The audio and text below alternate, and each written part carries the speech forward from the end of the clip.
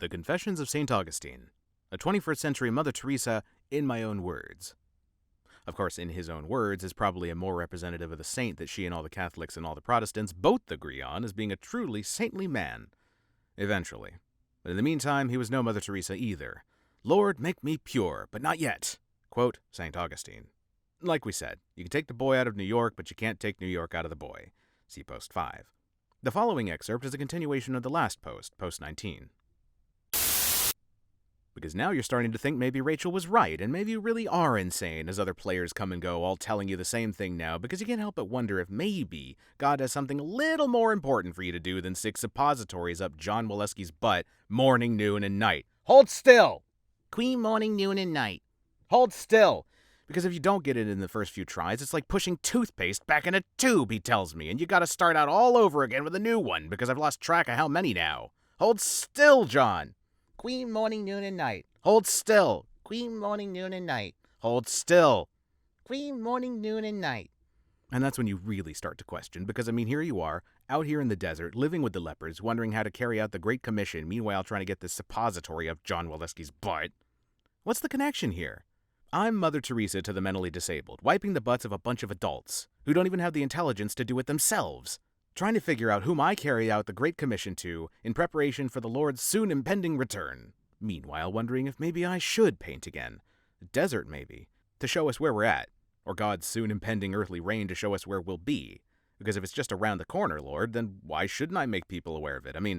If we shouldn't be aware of it, why'd you even mention it in the first place? Every valley shall be Queen morning, noon, and night. Hold still. Queen morning, noon, and night. Hold still. Will it look like Central Illinois or Indiana in the spring or summer? Or maybe I should paint the desert. Why did so many prophets go to the desert?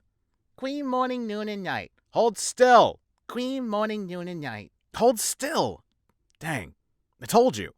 And it all broke up. And where'd I put that package of gloves? These are big items because now I gotta take the gloves off to get a new one out and then put on new gloves. Well, if you just wipe, we wouldn't have to go through all this and need cream morning, noon, and night. Queen morning, noon, and night. Yeah, cream morning, noon, and night. Julia! Another player who thinks I'm crazy, whom I'll explain in a minute. Where are those gloves? Julia! Gloves! Gloves! What? From the other room. Queen morning, noon, and night. Hold still. Julia! What? Queen morning, noon, and night. Help me! I'm not going in there. Where? Up his butt. No, I need another pair of gloves. Oh, Gus. Hands that were meant to paint, and you're sticking a suppository up John Walesky's butt. Impatiently walking in with the gloves. I don't know what to paint. You don't know where to put that suppository either. As I looked at it, realizing for the first time now how it looks just like the pastel I used to use, Julia. What?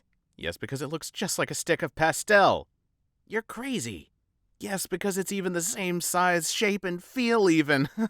Don't touch me with that thing. Because maybe it's all a dream, Julia, and we'll all wake up and... like she'd really understand all that anyway. So I left her alone. Hold still.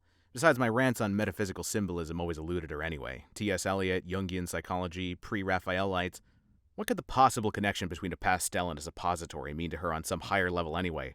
Other than my point of reference, because if I say a suppository looks like a pastel, as opposed to a pastel looks like a suppository, it's pretty obvious what's become foremost in my life. And anyway, maybe I think too much. What a waste. Slapping the gloves into my hands with disgust. Try a flashlight. And then she left. Slam! Or maybe I don't think enough. Hold still. Queen morning, noon, and night.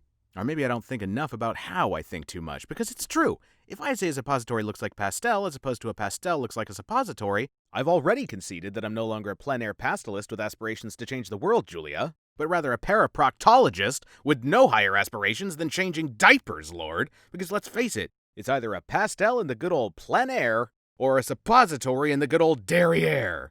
Because what do you want me to do, Lord? Change their lives or change their diapers? See what I mean by thinking too much? So then I'll look out the window to distract myself some other way, because maybe I should do this by braille so I won't have to look, I tell myself. Just look out at the chaparral in the desert with the mesquite and the creosote bushes and all the mesas way off, Julia, yeah. With their white rocks and white sand with dusty olive green bushes studding a landscape that's so bleak I don't even know if I'd want to paint that anyway, Julia, plein air or otherwise, other than to show the desolation of it all. Or maybe as it relates to suffering humanity in the desert, the lepers, the mentally handicapped. Hold still! Today's lepers, ostracized from society out here in the desert where no one has to see them. Meanwhile, all the while asking God if he still wants me to paint. The desert? Outside the trailer window here? Because what is it about man's fascination with the desert, Lord? The antithesis of the garden where I came from? And even Julia, I suppose, getting back to Julia, because much like myself, I suppose, she realized the futility of a life of vanity and came to the desert to find meaning in her life, where true service, pure service, could be unencumbered, unhindered by the things of this world, true focus. Undistracted by vain beauty, glamour, riches, prestige, all the vain things that charm me most, I sacrifice them to Christ my Lord. A hymn I remember singing back when I was charmed. But we were all, I guess, at one time, and maybe I still am, and don't realize it. Maybe it's by the desert, maybe it's you, Julia, hardworking 110% Julia. You pour your heart and soul into your work like an athlete. Tanned but comely, says the song, because you sure brighten up what otherwise could be an incredibly bleak and depressing existence of endless feeding, wiping butts, cleaning up puke, doing all the stuff you do for kids and babies, except they're not babies, they're adults. And why am I even doing this? Hold still, she always asks when I could be getting rich painting pictures. Hold still, and that's why I tell her. Because there's gotta be more to serving God than getting rich by painting pictures, Julia. Because if I really knew what to paint and then got rich as a byproduct, I could live with that. Because then I'd be painting what God wanted, doing what God wanted, and the money would merely be the byproduct, not the reason. So instead I wrestle with why paint, because of what to paint. Queen, morning, noon, and night. Hold still. And not that I still don't try. I try. But always with the hope that someday, maybe, I'll paint that painting. That painting we all want to paint. That masterpiece, that statement. That defining statement that says something, anything, as long as it's something, Lord. Something that's valid, noteworthy, whether it be major truth or a minor truth, a positive truth or a negative truth, instead of these silly little sketches that do little more than satisfy some obsessive compulsive need because the human mind is a terrible thing to waste, Lord. Queen, morning, noon, and night. Or is it human waste is a terrible thing to mind? Hold still.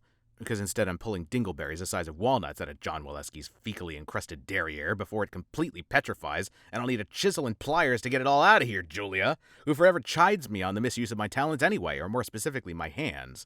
Hands meant to paint a sunrise or a sunset, not meant to be sticking suppositories up John Walesky's butt, Gus, which I can't succeed in finding anyway after mushing how many up there now, Julia, and how many does that make up there, Gus, but evidently not where they're supposed to be, Julia, since they've all come out, and I'm beginning to wonder if he even has one, Julia.